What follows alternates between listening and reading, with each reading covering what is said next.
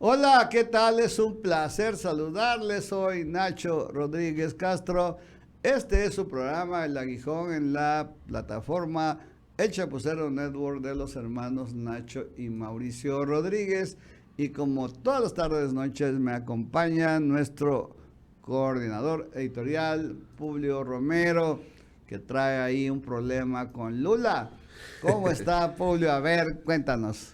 ¿Qué tal, don Nacho? Pues vamos a abordar un tema importante después de que, bueno, ya 3 días de que tomó el poder Lula da Silva allá en Brasil, arrancando ya su tercer mandato, después de pues múltiples escándalos que lo han orillado también a pues verse en una necesidad de simpatizar o de hacer algo nuevo. Digo, no es lo mismo llegar a una presidencia como lo hizo el presidente López Obrador después de 20, 30, 40 años de lucha a tener que refrendar todo el mismo compromiso por tercera vez en un tercer mandato después de escándalos de corrupción, que bueno, podemos culpar a quien querramos culpar. La realidad es que, como lo ha mencionado el presidente, la mentira cuando no mancha tizna, y la verdad es que sí ha tiznado bastante a Lula.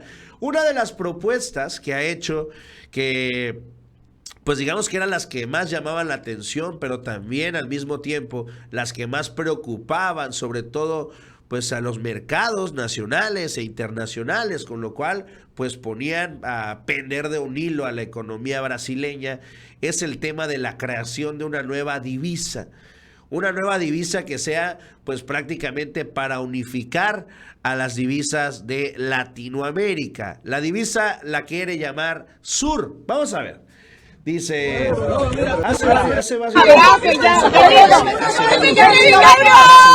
a un tercer mandato, esto fue lo que dijo en campaña, como presidente planificaría la construcción de una nueva moneda en común, sudamericana, bautizada Sur, que le reduzca protagonismo al dólar y al comercio regional, pero al mismo tiempo garantice la soberanía de las monedas nacionales. Dice, no debemos depender del dólar, si Dios quiere, una moneda común para Latinoamérica, porque no debemos depender del dólar, exhibió Lula. Por este motivo, multitud de expertos en la actualidad ha trasladado la idea de que si eso se trataba solo de un intento de marcar una campaña electoral o si realmente no era efectivo. Fuentes del equipo de Lula es real, procura anticiparse a una gran discusión sobre el mundo inaugurado por las sanciones a Rusia. El proyecto se inspira en la propuesta de una moneda internacional, el valor. Finalmente, esa es parte de las propuestas de campaña que hizo Lula para llegar al poder de nuevo en Brasil. La verdad es que Lula llega al poder en un sabor agridulce después de él haber estado preso y acusado de toda conspiración y toda la corrupción con Odebrecht, que surgió precisamente en su gobierno y porque empezó esta mega empresa que se creó a perforar en el mar de Brasil y a ganar dinero. Pero este Odebrecht empezó a corromper a todos los mandatarios latinoamericanos e incluso corrompió a políticos norteamericanos, donde está también Odebrecht. Incluso ha metido a varios presos en Ecuador, en Perú, en Guatemala, metió al presidente preso por los negocios con Odebrecht y con estas farmacéuticas que acá echó del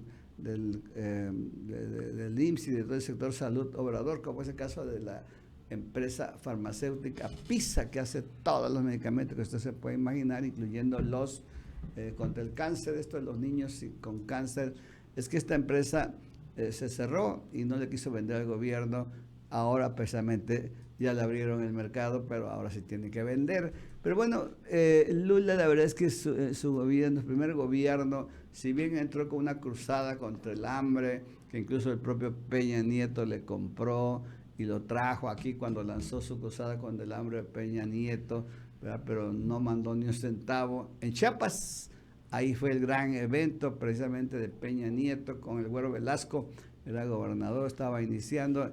y trajo a Lula, que ya no era presidente en ese momento, porque estaba Dilma Rousseff, a la cual a su vez él dejó, porque era su vicepresidenta, dejó como presidenta y también se corrompió y también la acusaron con Odebrecht y también la metieron presa. Es decir, ahí ya Lula lleva 2 veces en la cárcel, 2 periodos, 2 veces en la cárcel. Regresó Lula después de Dilma, metieron a Dilma y él siguió en lo mismo. O sea, la verdad es que la historia de Lula ya no tiene aquel sabor, diríamos, ahora sí, brasileiro, diríamos, para decir, es que sí, es un personaje que ya trae ideas nuevas, ¿no? Son ideas nuevas, pero ahora sí, como dice Obrador, en odre viejo, ¿no? Entonces, no ha logrado él tener una campaña precisa. Sí entró un poco con el proyecto del presidente López Obrador, pero si tú te das cuenta, yo estuve observando su toma de protesta, sí hay un gran entusiasmo obviamente entre las masas brasileñas, porque ven en Lula a un hombre que sí se preocupa por ellos, sobre todo después de la terrible actitud de Bolsonaro, que dejó morir a millones en las Amazonias porque no los quiso vacunar y ese tipo de cosas horribles. Y bueno, claro que llega un hombre que sí quiere el pueblo, pero la verdad es que tiene una gran necesidad Lula de un liderazgo latinoamericano y se le ocurrió proponer, pues, desprenderse del dólar.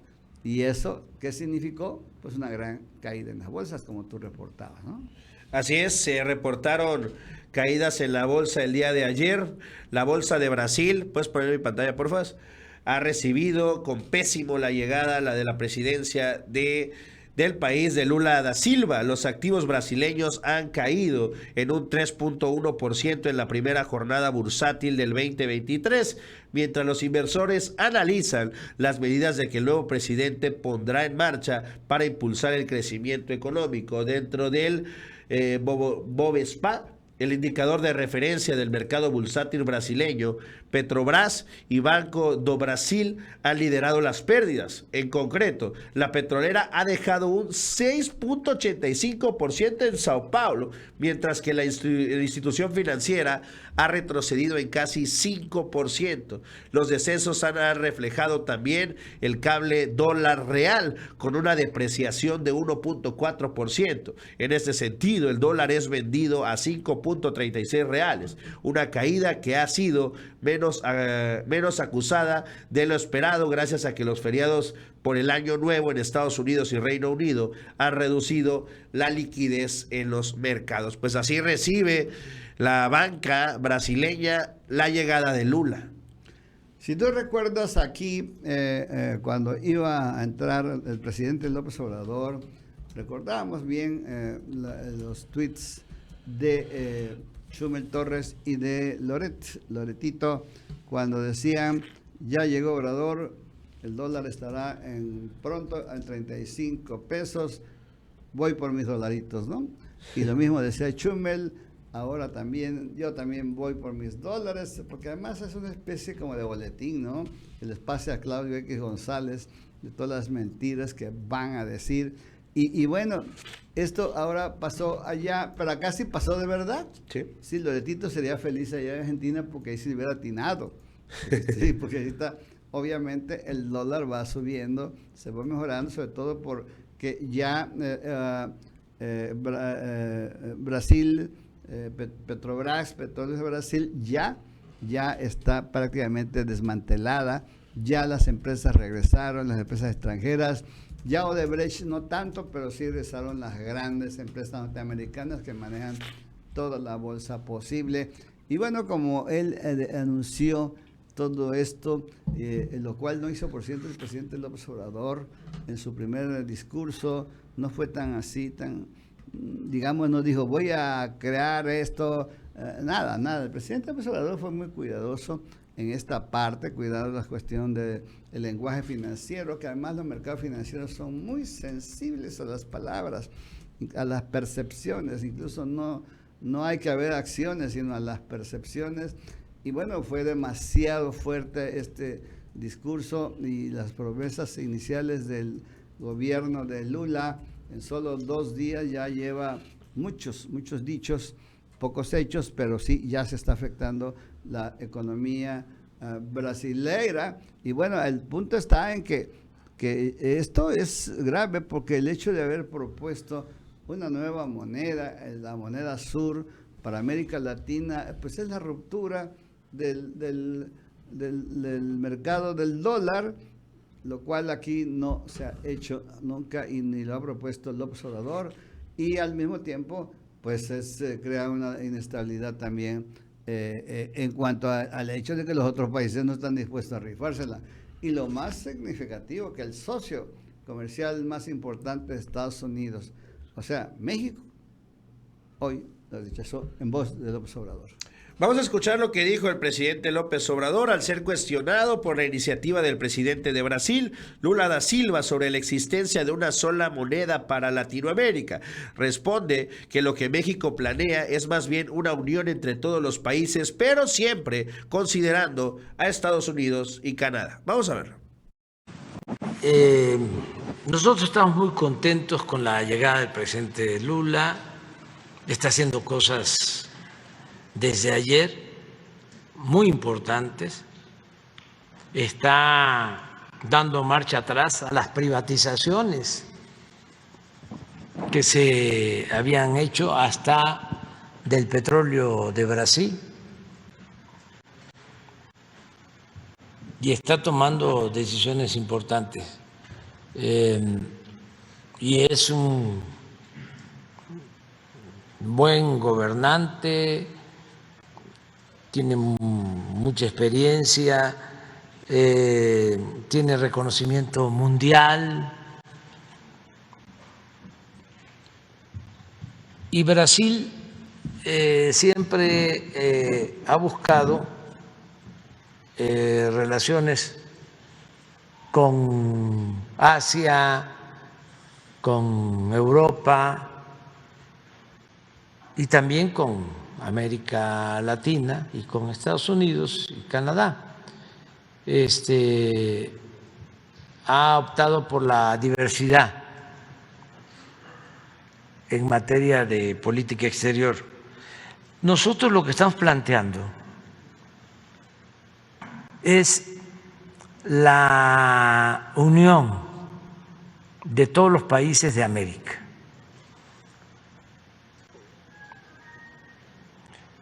El sueño de Bolívar, pero considerando a Estados Unidos y a Canadá. Juntos.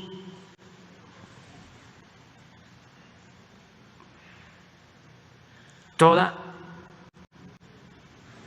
la América, todo el continente americano. Ahí está ya la diversidad, la divergencia entre un presidente como López Obrador, que es el socio comercial más importante ahorita de Estados Unidos y quizá de Canadá no, pero sin embargo el gran mercado en este mundo es el gran mercado norteamericano y está considerado, acuérdate que cerró el año con todas las estadísticas habidas y por haber, superó a China, superó a estos países que siempre habían tenido un gran liderazgo en las importaciones hacia Estados Unidos o las exportaciones de ellos, y ahora México, y con nuevas noticias que tú mismo diste hoy. La verdad es que el peso está fortalecido, aguantó todo, gracias precisamente a que incluso superó al dólar en estabilidad, en el buen manejo de las finanzas públicas y bueno, sobre todo el cobro de impuestos, ¿verdad? Que en eso ha sido muy enfático el presidente, que acá no se le cobra a los informales, sino a los potentados. Allá al contrario, a los potentados se le condonan impuestos eternamente, forever. Así que la verdad es que no podía el presidente estar de acuerdo con Lula en crear una moneda sur, porque sur generalmente se le considera América del Sur, se le considera el cono sur. Y ahí sabemos que sí lidera por tamaño de población, por su importancia, por su territorio gigantesco, por sus recursos naturales, aunque no por el idioma, sí lidera Brasil. Pero la verdad es que Brasil ha dado, ya dijimos, todos estos tumbos en manos de Lula, ahora en manos de Bolsonaro, y Bolsonaro quedó muy fuerte y quiere regresar al poder dentro de 4 años. En fin, es una salida y entradas, golpes y contragolpes, como pasa en Perú actualmente, ¿verdad? Entonces, la verdad es que no hay estabilidad en Brasil, la misma estabilidad que tiene México, y mucho menos la buena administración, la igualdad, todos estos planes que Lula incluso al comienzo promovió, como aquella cruzada contra el hambre. Finalmente aquí sí hay una cruzada contra el hambre real. Esto del Banco de Bienestar es algo realmente increíble que no existe en otras partes del mundo. Sí hay apoyos, por ejemplo, digamos en Suiza, en Suecia, en todos los lugares, en Islandia, en Dinamarca, donde el presidente luego lo bromea mucho. La verdad que ahí sí les mandan el dinero a sus casas, pero bueno, son países pequeños, no tienen un país de masas como es el caso de México, que son millones de beneficiarios. Entonces, esto sí, pero hay política social, pero con estabilidad económica, y eso ha fortalecido el peso. Estamos trabajando, como el presidente ha hecho una lista últimamente rápida de todos los logros donde está México avanzando en lo económico y en lo social, de tal manera de que no hay comparación, y México no se puede acercar más a Brasil y dejar a Estados Unidos, porque como él dice, como él lo repite, no nos va más tan bien con Estados Unidos, pero nos respetan, y ha logrado él también establecer una relación de respeto. Que quieren allá ponerlo mal los conservas de aquí, eso es otra historia, pero no se la compra ya ni Biden ni los principales bancos y los principales empresarios de Estados Unidos, de tal manera de que yo no me imagino el sur, México, en su moneda deje de ser el peso, que es la que tiene prestigio mundial, y se vuelva sur, que va a tener todo el desastre y el caos económico de los países de América, que además son pobres. Generalmente los países son pobres, y México está convirtiéndose ya en una potencia económica, política y social, y ojalá pues la 4T ojalá siga adelante, ¿no? Vamos a hablar del segundo tema, don Nacho. Vamos a hablar rapidito, un poquito, sobre todo para mantenerlos actualizados a este tema que hablamos prácticamente toda la semana pasada y lo que llevamos de esta, y es el tema del relevo en la Suprema Corte de Justicia. Y es que el día de ayer se nombró ya finalmente al relevo de Saldívar. ¿Quién es? Pues es Norma Lucía Piña, presidenta de la Suprema Corte de Justicia.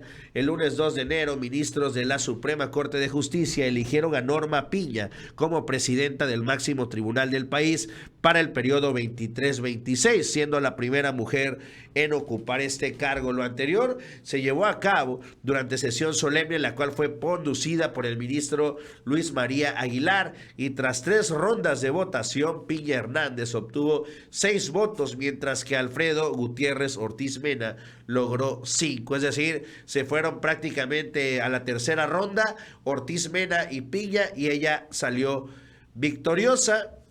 Vamos a ver, antes de ver lo que hizo el presidente, el cómo ha votado, esta tablita que saca el día de ayer el Reforma, bastante buena. Ahí está, Yasmín Esquivel, sin duda alguna la más afín a los proyectos de transformación, 67% a favor, Javier Lainez 28%, Alberto Pérez Dayán 28%, Ortiz Mena incluso 22%, y Norma Piña es, digamos que la más antiobradorista, que es la nueva presidenta, la primera presidenta de la Suprema Corte de Derecho. La verdad es que mueve a risa el hecho de que su único mérito es que sea mujer. Es importante, ¿verdad? Porque no somos misógenos, pero el hecho de que sea mujer lo han resaltado para tratar de tapar este 17% de apoyo que ha tenido para las iniciativas, o para las controversias constitucionales en contra de iniciativas de la 4T del presidente López Obrador. Entonces la verdad es que sí, está bien, es mujer, rompió el cristal. ¿Cuál cristal? Sí, la verdad es que eso no es un gran mérito cuando llega ella precisamente representando a intereses no necesariamente muy claros. Las mujeres yo creo que sí tienen derecho a caminar y también no hay problema con sean de derecha o de izquierda.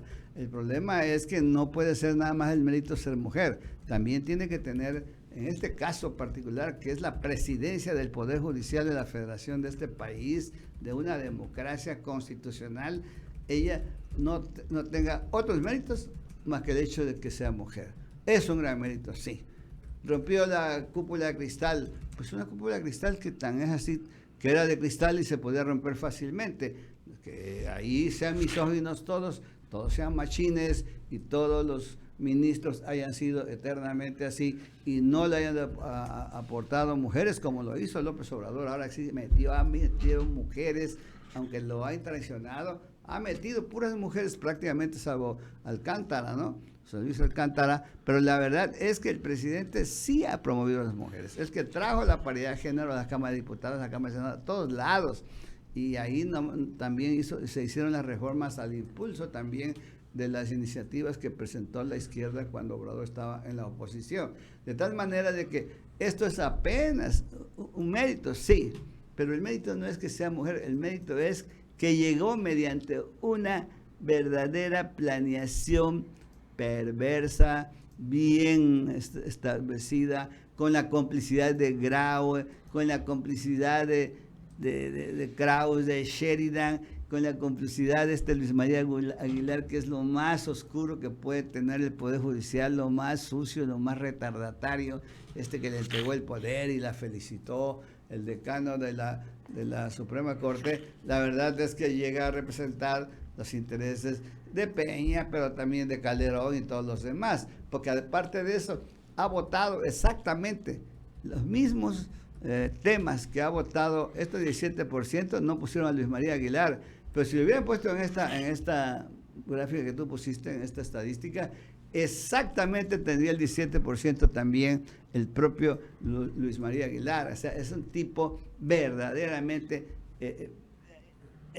retardatario, es de los más ricos también, ha apoyado todos o en contra, apoyaron lo del aborto, pero bueno, por el amor de Dios, ya lo del aborto ya era una cuestión pública que si no lo aprueban le iba a quemar la corte, pero la verdad es que no es ningún mérito también haber aprobado el aborto, porque ya eso ya estaba bien aprobado en todos lados, incluso ya los estados prácticamente, en todos los estados del país ya casi está también a nivel de estado en leyes comunes, está también el aborto ya despenalizado, ¿no? Aunque todavía recuerda que acaban en Guanajuato, en todos esos lugares donde suceden que niñas las hacen tener bebé a los 11, 12 años, y bueno, esa es lo más atrasado, pero la verdad es que eso tampoco no es ningún mérito para esta señora, y bueno, le habló al presidente, el presidente dijo que luego se reportó con ella,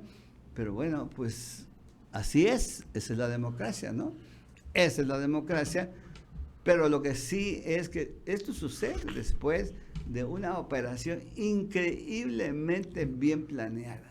Todas las mentes perversas de aquí, de la oposición, de los conservadores, los empresarios, lo hicieron, porque además querían quitarle la corte a López Obrador. Pero además López Obrador nunca la quiso. Él quería que entrara esta Yasmín, pero bueno, no se pudo, pues no se pudo. Y eso él dijo, bueno, yo está bien, yo finalmente ya me voy, allá que el que viene que lidie con ellos, ¿no? Pero finalmente, en todo caso, un poder autónomo, y bueno, pues ni hablar, ¿no? Ahí están los conservadores, acá están los liberales, y bueno, esa es la historia común de pueblos como Estados Unidos, como Inglaterra y todo eso, las grandes democracias de la humanidad, del mundo moderno. Así que yo creo que no se perdió nada, pero sí hay que decir que la universidad, en manos de Grau, de Enrique Grau, en manos de Ciro Murayama, en manos de Lorenzo Córdoba, en manos del propio Ortiz Mena, que es miembro de la Fundación UNAM, está en las peores manos. Y la verdad es que dice Grau, es que yo exijo que no se desprestigie la UNAM. Bueno, sé que la UNAM se está desprestigiando sola, ¿no? Él mismo sacó un comunicado antier a las carreras de que sí, lo mismo que sea comunicar un boletín, lo saca y se pospone. Pues no había manera de salvar a Yamín Esquivel. Pues con eso, don Nacho, terminamos la transmisión del día de hoy. Los invitamos, como todos los días, a que vayan abajito a las redes de don Nacho, Hojas Políticas en Twitter y Hojas Políticas también en YouTube. A mí me pueden seguir como Publio ARL en mi canal de YouTube y Publio Romero en Twitter. No se les olvide, como todos los días, acompañar también a don Nacho en su canal El Aguijón. Activen la campanita, denle al botoncito de suscribir. Y finalmente, don Nacho, cerramos esta transmisión de martes, invitándolos a que continúen con las transmisiones de El Chapucero Network. Y nos vemos el día de mañana, miércoles. Hasta mañana. Gracias.